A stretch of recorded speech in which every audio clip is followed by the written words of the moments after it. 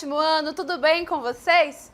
Eu sou a professora de língua portuguesa, a professora Joyce Martins, e nesta aula nós iremos ter o seguinte objeto de conhecimento. Aula 74, vamos conversar então sobre variação linguística e como detalhamento nós vamos estudar a questão da linguagem, da norma padrão, da variação linguística, dos preconceitos linguísticos e também da questão da linguagem mais coloquial e regionalista, digamos assim. Correto, gente? Então, esse é o nosso conteúdo, essa será a nossa aula, vamos a ela!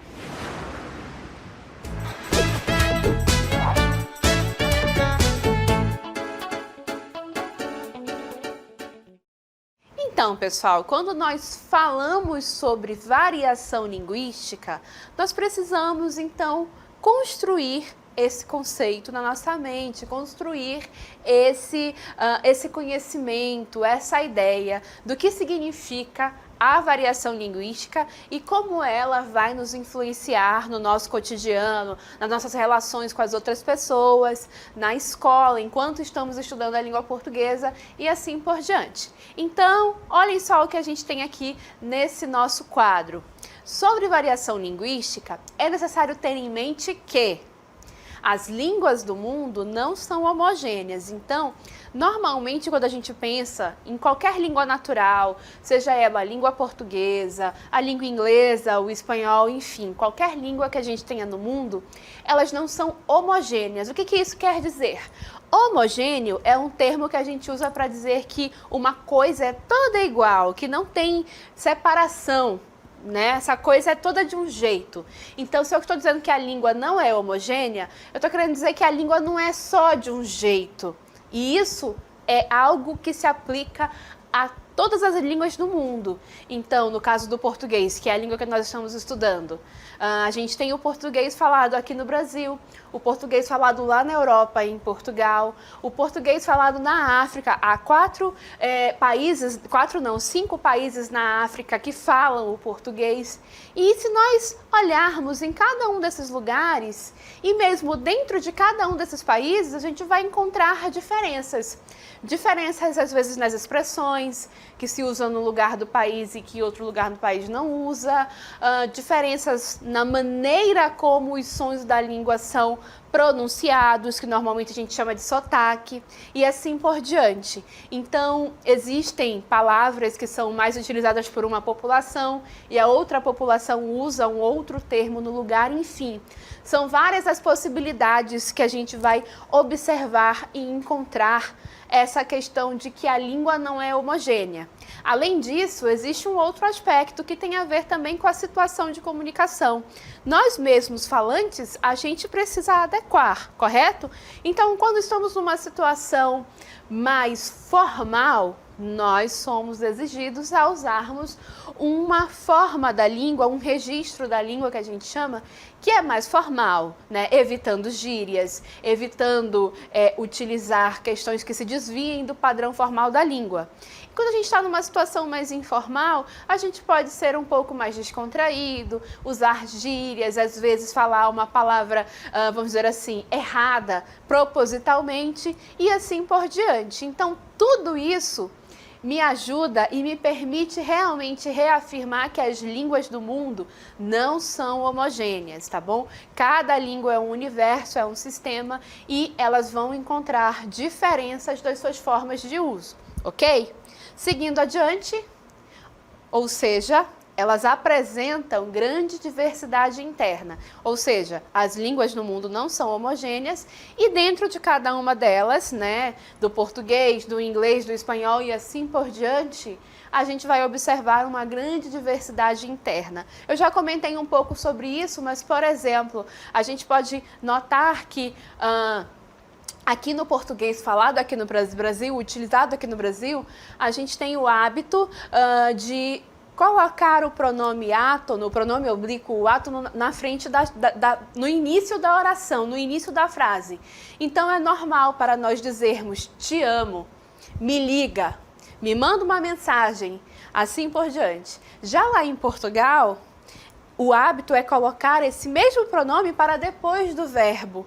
Então, eles utilizam construções como amo-te, ligue-me, e assim por diante. Então, isso é uma diversidade que nos mostra o processo de construção, de organização da frase, da língua, né? Aqui no Brasil, tem-se um padrão, lá em Portugal o padrão é outro. Então essa diversidade interna vai desde esse processo de organização, né, interna da língua, né, de como você organiza as frases, passa pelos termos que a gente gosta tanto, né, de mostrar os termos típicos de cada região, chegando até a questão do sotaque, da maneira como nós pronunciamos os sons. Então essa grande diversidade interna é realmente algo que existe em todas as línguas do mundo e que comprova que de fato elas não são homogêneas, muito pelo contrário, tem muita diferença em cada sistema de língua. Seguindo adiante, e a língua portuguesa, assim como todas as outras, também segue essa lógica. Então, e a gente reforça isso porque às vezes quando a gente começa a falar sobre variação, as pessoas podem acabar construindo uma ideia de que esses processos só existem na língua portuguesa, e não é assim, muito pelo contrário. Por exemplo, um dos grandes estudiosos da variação linguística, de estudar e demonstrar cientificamente que essas mudanças internas e sistemáticas existem, é alguém lá dos Estados Unidos. E ele fez os seus estudos em relação à língua inglesa. Então, só para mostrar para vocês e exemplificar que, de fato, a questão da variação, o fenômeno da variação linguística não é algo restrito à língua portuguesa. Na verdade, é algo que a gente vai encontrar em diferentes línguas. Em todas as línguas naturais ao redor do mundo, a gente vai observar esse processo de variação. Então, tendo todas essas questões que a gente precisa considerar para aprender, para se apropriar desse conceito de variação linguística, vamos a esse conceito? Então, na próxima tela, a gente tem, de fato, o conceito de variação linguística. Então, podemos dizer que a variação linguística são os diferentes usos de uma língua. E esses diferentes usos, obviamente, consideram a questão do contexto. Então, vamos dizer assim, numa frase, eu observo ali um contexto, ou numa palavra, um contexto, e eu consigo observar várias possibilidades, diferentes possibilidades de uso dentro do mesmo contexto. Vou já exemplificar para vocês, tá bom? Mais um pouquinho sobre o conceito de variação linguística. A variação linguística corresponde a diferenças sistemáticas que podem ocorrer em vários aspectos de uma língua. Como assim, professora? Diferenças sistemáticas. Ora, as variações linguísticas, elas são observadas a partir de estudos científicos, tá, gente? É ciência. Não é que, eu acho que na língua tem essa variação. Não. Os estudiosos, os linguistas, eles observam a língua a partir de um método eficaz, e ele observa que a língua é um sistema e dentro desse sistema existe variação. Só que essa variação não acontece à toa, não. Tem a ver com a questão da região onde a língua está sendo utilizada, tem a ver com o fato de existir uma mudança histórica que vai fazendo com que a língua mude de acordo com determinada situação. Existe o fato de que a língua em uma região tem contato com outra língua e esse contato influencia uma mudança. Então, essas diferenças linguísticas, elas não ocorrem à toa, elas têm um porquê. E por isso, então, que a gente pode falar em diferenças sistemáticas. E quando eu falo em vários aspectos da língua podem variar, é justamente o que eu já falei com vocês ao longo desse nosso início de aula. É a questão da construção da frase, da forma como a palavra é pronunciada, né, o som que a gente emite, ou ainda as gírias, né, as expressões idiomáticas que são próprias de um lugar e que não aparecem em outro lugar. Enfim, eu posso observar essa variação, esses diferentes usos da língua em vários aspectos da língua que a gente estuda aqui nas aulas da língua portuguesa, tá bom?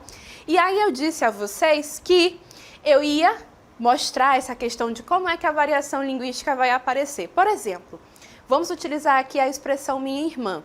Primeira coisa, a expressão minha irmã, ela tanto pode servir para significar alguém que é filho do mesmo pai e da mesma mãe que eu, então ela é minha irmã, mas também pode ser uma expressão que eu utilize para indicar que alguém é muito próximo, está ali perto de mim, então eu vou dizer, ah, minha irmã, mas isso não é assim, né? E não necessariamente aquela pessoa é minha irmã, grau de parentesco, ela é uma amiga, é alguém que está muito perto de mim. Então isso já mostra que essa expressão pode ter mais de um significado. Então é um exemplo de variação, correto? Mas indo além disso, agora eu vou chamar a atenção de vocês para uma coisa que é a questão do som. Então, por exemplo, na próxima tela eu tenho a letra R destacada aqui nesse nosso exemplo. Por que eu destaquei isso? Porque eu quero que vocês ouçam com atenção. A professora vai soltar um áudio para vocês em que essa expressão minha irmã é pronunciada. Notem como esse trecho aqui, esse R especificamente, pode ser pronunciado de diferentes maneiras. Então, vamos ouvir? Prestem atenção. Minha irmã. Minha irmã. Minha irmã.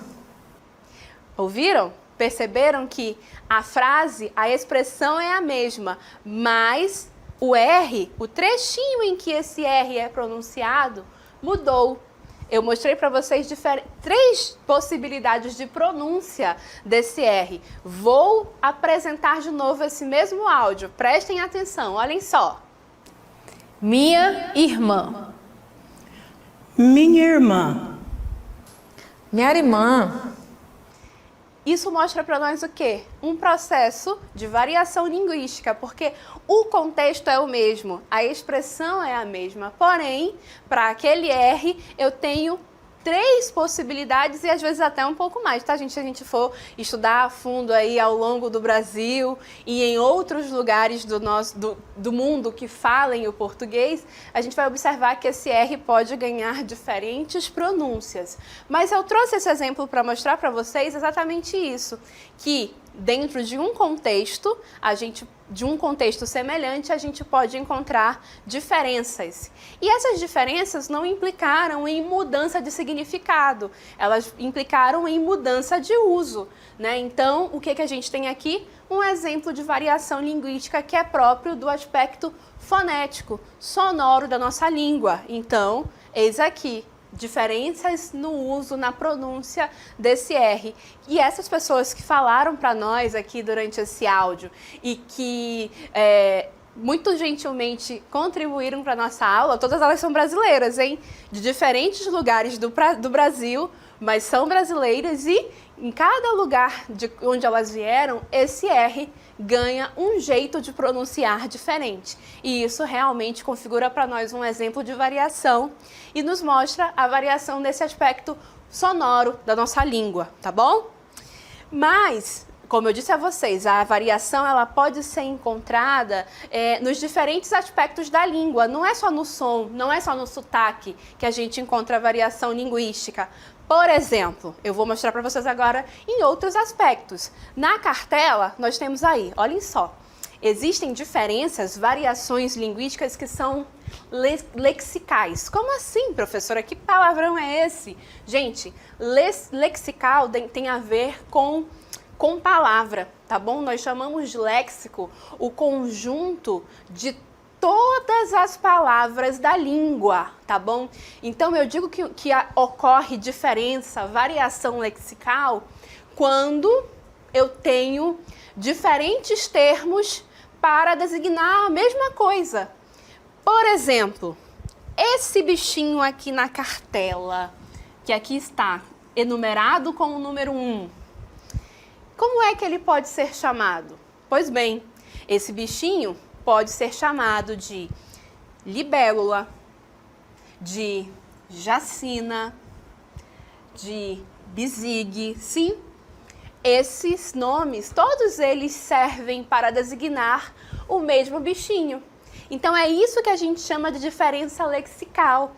É quando observamos que o mesmo objeto, ou situação, ou ser, pode ser expresso por palavras diferentes. É claro que cada uma dessas palavras, ela vai corresponder a uma população, né? Vamos dizer assim, que o termo libélula é o termo mais dicionarizado, que a gente vai encontrar nos dicionários, né? Que, enfim, vamos dizer assim, o padrão formal da língua nos pede que utilizemos esse termo, mas a gente andar pelo interior do nosso estado, a gente encontra esses diferentes nomes aqui, Jacina, Bizig, a depender do lugar do nosso estado que nós estivermos abordando, para vocês observarem que, de fato, a variação linguística ela vai ocorrer, inclusive, dentro do mesmo estado, vai ocorrer variação de uma cidade para outra do nosso estado.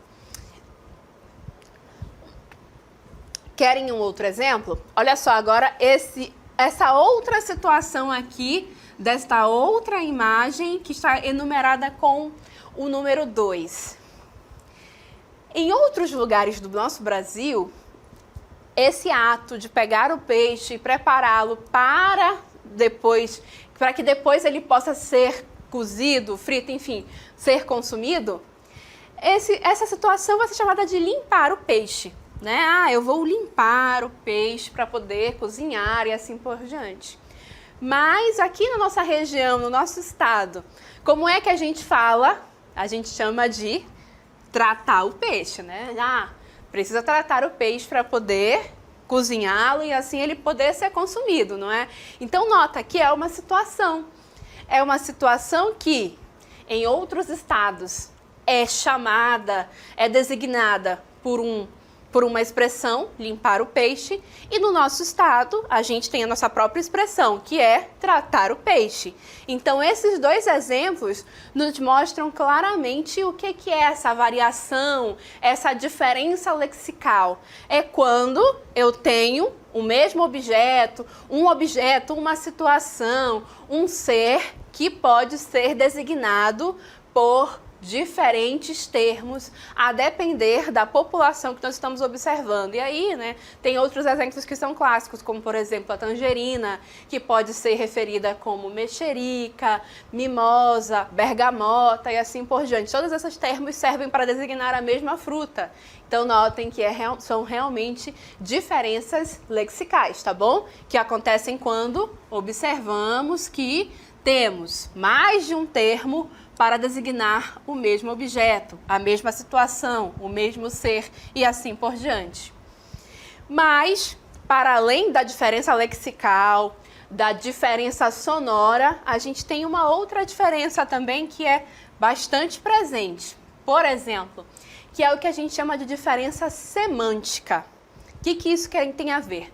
Primeira coisa, gente, semântica é uma parte de estudos da língua que vai se ocupar dos sentidos que as coisas têm, os sentidos das frases, das palavras, das expressões e assim por diante, tá? Então, quando eu falo de diferença, de variação semântica, eu estou falando de sentidos.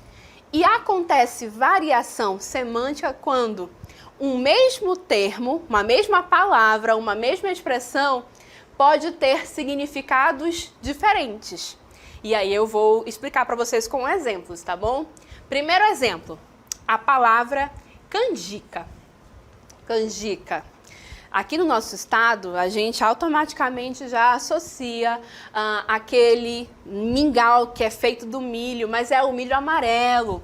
E esse milho amarelo aparece para nós não inteiro, né? Quando a gente pega uma tigela de canjica para comer, é aquela textura pastosinha, né? Já uma espécie de um creme de milho doce, né? Com canela e assim por diante. Canjica é isso, né? Para nós aqui amazônidas, aqui da região norte do Amazonas especificamente, associamos canjica com esse significado, com esse alimento, correto? Mas há outros estados, como por exemplo Goiás, Minas Gerais, que atribuem outro sentido à palavra canjica. Para eles, a canjica não é esse creminho de milho que a gente consome, não. Canjica para eles é também uma espécie de um mingau, só que é feita do milho branco. Isso mesmo. Milho branco inteiro, então não é o milho em forma de creme, é o milho inteiro ali, amolecido, branco, e com amendoim e pouco caldo, né? É uma coisa que se come assim e é bem diferente. São alimentos feitos de milho, mas são coisas diferentes. Então notem que o termo canjica, a depender de onde você está no Brasil, significa alimentos diferentes. Olha que interessante. Então, por isso que eu posso afirmar que em relação a esse termo de canjica, a gente tem diferença semântica, porque ele pode ganhar um sentido diferente a depender do lugar onde você está, ok? Outro exemplo, a palavra pupunha. Isso mesmo, pupunha, professora, como assim? Olhem só, a palavra pupunha para nós, amazônidas aqui, né, pessoas nascidas no Amazonas, região norte, é a fruta, correto? Aquele fruto da árvore da pupunheira que a gente cozinha, né? Uma vez que ele está maduro, a gente vai, cozinha e temos o hábito de comer ali com o café, né? Nos finais de tarde em especial, né? O hábito da maneira como se come pupunha. E para nós, ao falarmos em pupunha, automaticamente o significado é a fruta cozidinha com café, beleza? Mas o termo pupunha em outros lugares do Brasil significa outra coisa, sabiam disso? Pois bem, o termo pupunha, por exemplo, lá nos estados mais para o centro-oeste e sul do Brasil, é usado para designar o palmito da pupunheira. Palmito é a parte mais interna, né, do caule da pupunheira, quando a pupunheira é jovem, né?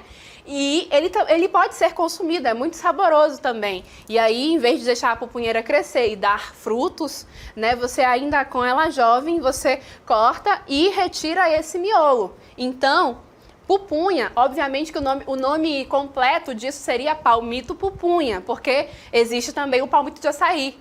Mas, de tanto se utilizar o palmito pupunha, as pessoas passaram a chamar apenas de pupunha. E aí, para eles, pupunha é o palmito e não a fruta. Olha que interessante. Então, percebam que esse termo pode ter mais de um significado a depender da situação, do lugar do Brasil onde você vai estar. Por isso que eu observo, nesse caso, a diferença semântica, tá bom, gente? Que ocorre quando uma mesma palavra ou uma mesma expressão pode ser usada com significados totalmente diferentes, né? As pessoas vão atribuir diferenças de significado, não é? E não há erro, apenas há um processo de variação linguística, que nesse caso tem a ver com o sentido que a palavra tem, ok? E aí, para nós avançarmos em relação a esse entendimento sobre a variação linguística, a gente também precisa, claro, pontuar a questão da diferença geográfica, né? Eu falei tanto, né, que depende do lugar do Brasil onde você está, você vai observar, então, que a variação linguística tem aí um aspecto, um fator geográfico muito importante, não é? Então, na próxima tela, olhem só o que nós temos. Os falantes de qualquer língua natural estão localizados em algum espaço geográfico, né? No caso, nós somos do Amazonas, eu estou aqui em Manaus, mas há falantes que podem estar em outra região, em outro lugar, em outro estado, em outra cidade do nosso Brasil, ou até mesmo em outro país falante de língua portuguesa. Então, o falante vai estar em algum espaço geográfico, não é?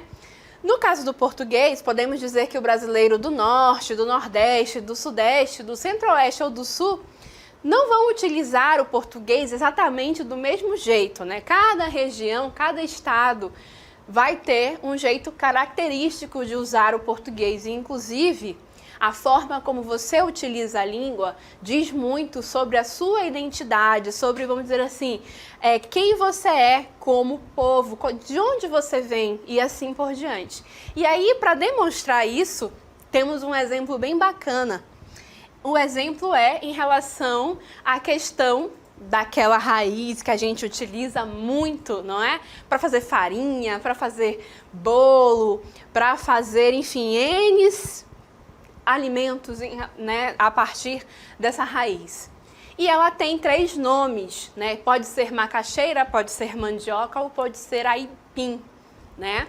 E aí, por exemplo, notem que mais ao norte do Brasil, aqui nesse primeiro mapa, essa raiz a gente chama de macaxeira, né? E para nós, mandioca é aquela outra que para ser consumida tem que ser, né, preparada de um jeito especial, porque do contrário ela é venenosa, né? Então para nós, macaxeira é uma, mandioca é outra, correto? Correto. Mas notem que indo para outros lugares, especialmente aqui na região mais central do Brasil, esse mesmo alimento que a gente chama de macaxeira vai ser chamado de mandioca em outros lugares. E há ainda outros lugares aqui, algumas regiões aí, alguns lugares do Nordeste e descendo para o Centro-Oeste e também lá no Sul, que essa mesma raiz, esse mesmo alimento se chama aipim.